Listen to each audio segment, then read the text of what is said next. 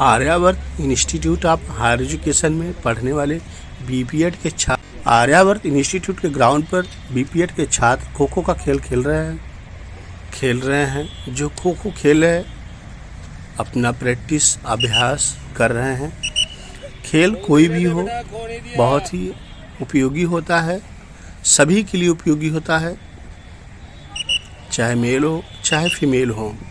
यदि खेल आप कोई भी खेल खेलते हैं तो स्वस्थ रहते हैं, सबसे बड़ा लाभ ये है।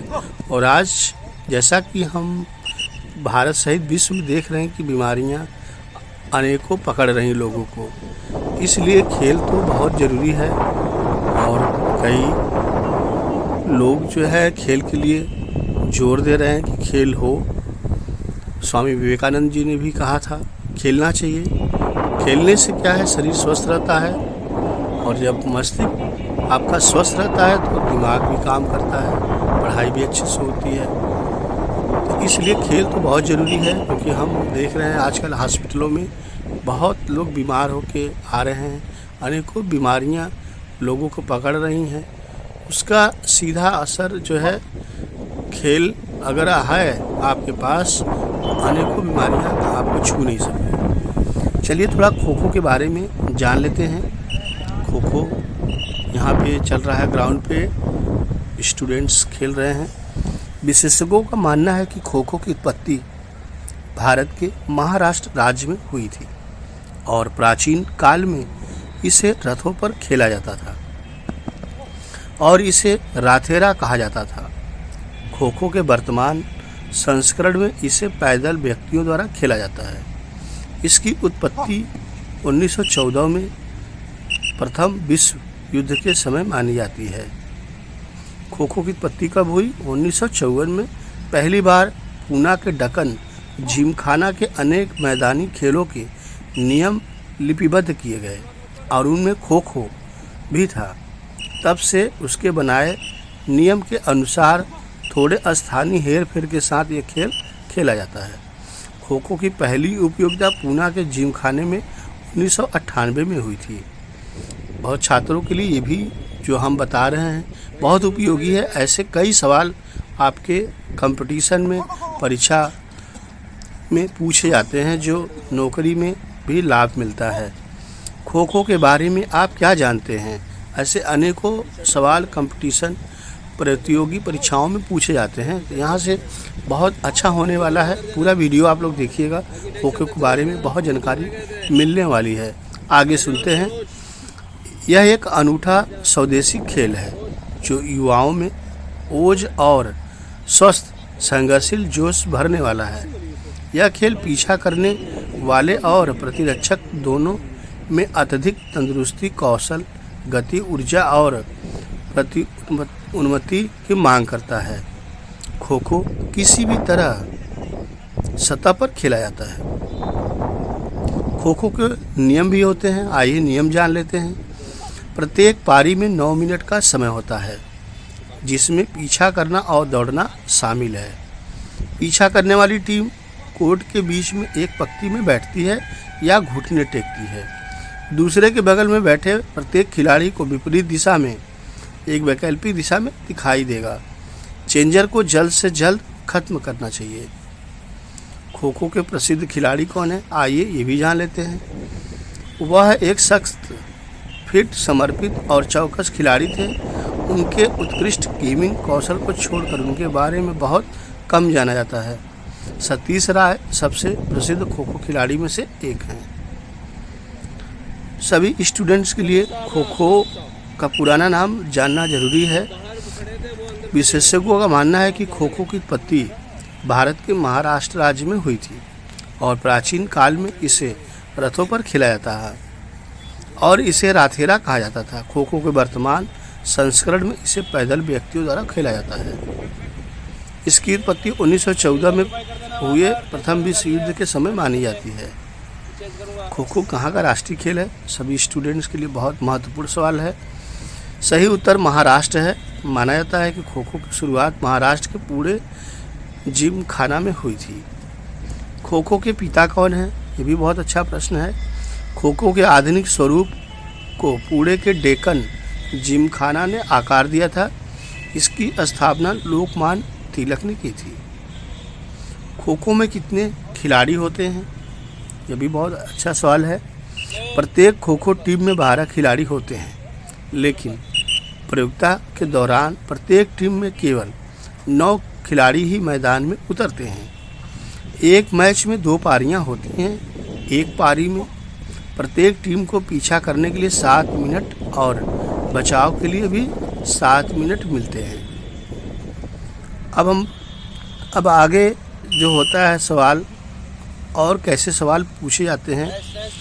कई बार तो ऐसे सवाल जो है हम जब विश्वविद्यालय का पेपर देते हैं तो वहाँ भी खो खो के बारे में पूछा जाता है। खो खो को ग्राउंड कितने मीटर का होता है? जो खो खो का ग्राउंड होता है कितने मीटर का होता है, यह भी सभी स्टूडेंट को जानना चाहिए। खो खो के मैदान की लंबाई 29 मीटर और चौड़ाई 16 मीटर होती है। बहुत अच्छा सवाल है सभी छात्रों के लिए। खो खो के लिए कौन सा राज्य प्रसिद्ध है? यह कबड्डी की तरह टैग गेम का रूप है जो ज़्यादातर भारतीय उपमहाद्वीप में लोकप्रिय है। खो खो की उत्पत्ति भारतीय राज्य महाराष्ट्र में हुई थी। यह कई टीमों द्वारा खेला जाता है। इसमें 12 खिलाड़ी होते हैं, जिनमें से 9 मैदान में प्रवेश करते हैं और 3 शेष बचाव करने होते हैं। खो खो को इंग्लिश में क्या कहते हैं?